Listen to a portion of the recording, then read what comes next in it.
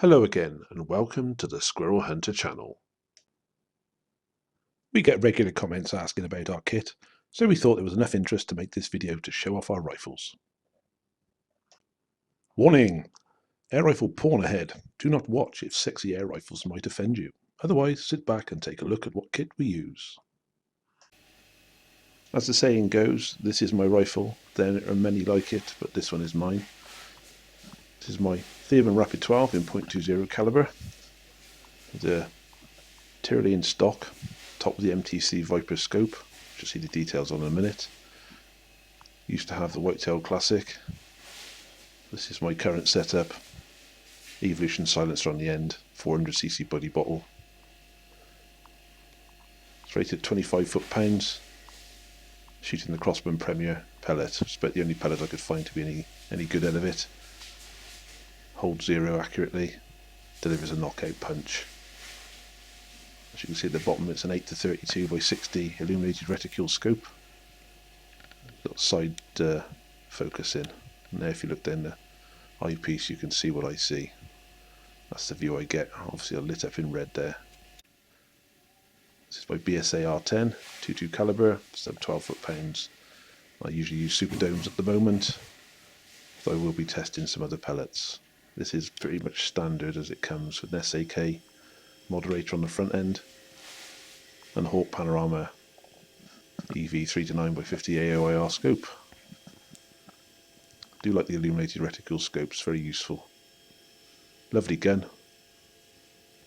Not used it that much lately, but I will be trying to get some modifications in the new year on it. I turn around to look at the business end, the P.S.A view. Over to the right hand side of the rifle. A beautiful looking gun, straight from B.S.A, they look like that. Obviously without the scope. And the moderator, which is S.A.K with the shrouded barrel, comes as standard. Nice stock. Bit of red threads attached to a plug that's going into the filling hole. Stop any dirt getting in. Then to the back end of the rifle where I would look. I'll get the hang of it in a minute. There we are, 0.5mm dot reticule. As I said before, I'm going to get some mods done to this rifle hopefully in the new year. I haven't bothered to work out which each of them is zeroed to, but I will do. When I sourced out the right pellet, each one of them will be a target point. Over to my BSA Super10 BBK, bokeh tuned in 177 sub 12 foot-pounds, shooting R.W.S. Supermag pellets, which are my pellet choice at the moment in this weapon. Accurate and deliver a fairly good punch. There's a brass trigger shoe, which I would like to have. I didn't necessarily need it. It's a bit more comfy on the finger. I'm missing the top of my NS50 there, but still left the camera and the blue battery I got from China in its mobile phone case. To rotate around on the right hand side of the rifle. See under the bolt there's a safety catch set to fire, hence the red dot. It's the back of the mobile phone case. It's a walnut stock, Mark III, Mark II action, shrouded barrel, no silencer, and that's the P.S.A view.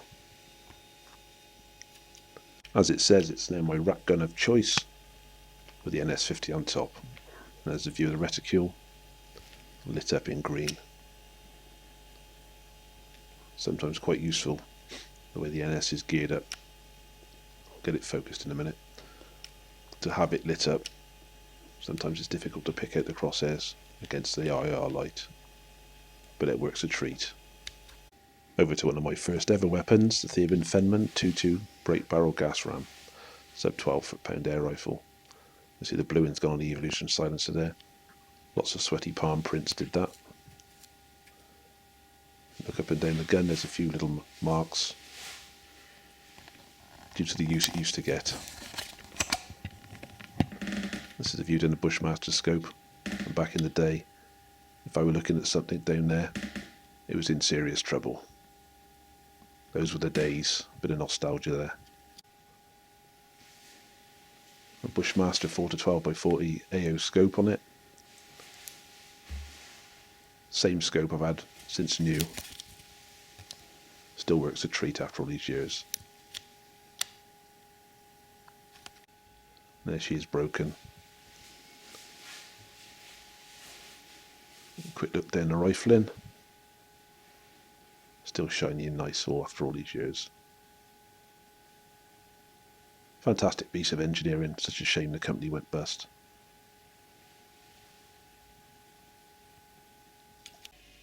Right, over to Bro's kit now. Here we have the Daystate Harrier X in .22 calibre, sub 12 foot-pounds. His favourite pellet, the uses in both of his guns, are the Webley Powapells. On the top is the Whitetail Classic 6.5 to 20 by 50 AO scope, which incidentally used to be on top of my Rapid before I got the Viper. There's a front end Virac silencer, I do believe, and that's the pest's eye view. This is Bro's eye view, and a nice clear optics of the Whitetail. The thick to thin post there. Excellent little scope. And looking down the right hand side of the stock now, there's a thumb hole. You see the torch on the top, I do believe was freebie from the shooting press, probably air gun shooter. There's the air cylinder. And again, the Virac silencer, which Bro has on both his rifles. Now onto his Arms S410 Carbine in .22 calibre, sub 12 foot-pounds, shooting Webley Powapells again. He does like these pellets, swears by them. You can see he's left the clip for his night vision on the scope, which is a Hawke Sport HD AOIR 4-12x50 scope, exactly the same as the one I use for ratting. The Virac silencer. It's the pest's eye view. Here's what Bro sees, much the same as what I see. Illuminated reticule, very very useful with the night vision, as I previously said. Some funky things when you start to pan out. Don't know what's happening there. As we run at the gun on the right hand side, starting with the silencer, go along. Beach stock, nice bit of checker in there. The S410's a lovely little rifle. If anyone wants to get into air rifle hunting with a PCP, and you get the opportunity to buy one of these, it's a very very good choice. Very accurate, very nice to shoot. Over to the NS50 setup we both have, identical setups. This is a recording device, it's the mini DVR3. That plugs directly into a separate feed on the camera, and that's what it takes its recording source from. This is the scope adapter for the camera, it goes on the back of the scope. That's the IR unit there, the IR light comes out of that, and you view the image on there when you take your shot. And that's the IR intensity knob on off. And there's the cable that plugs into the back of the camera for the power source. Here's the camera itself. There's one for the power in, two feeds coming out for the DVR, and also the screen that goes on the top. Some bits of Velcro I've got there. There's the Chinese batteries we buy. Nice little units, ever so light. It's the on-off switch there. Very convenient, the LED's lit up, fully charged, ready to go. There's a big nest of cables there, which I'm not about to get out, so I only have to put them back away again. And there we are, that's the setup. When you get the initial setup, there's extra pieces in there for attaching different size scopes. We normally remove those and put them safely away somewhere, and that leaves us little gaps that we can put things in, like the mini DVR and other bits of extra kit we carry. I know it's not air rifling kit, but we do get asked questions about it, and the video software we use is Cyberlink Power Director 11. Thank you for watching. If you like this video, please like and subscribe.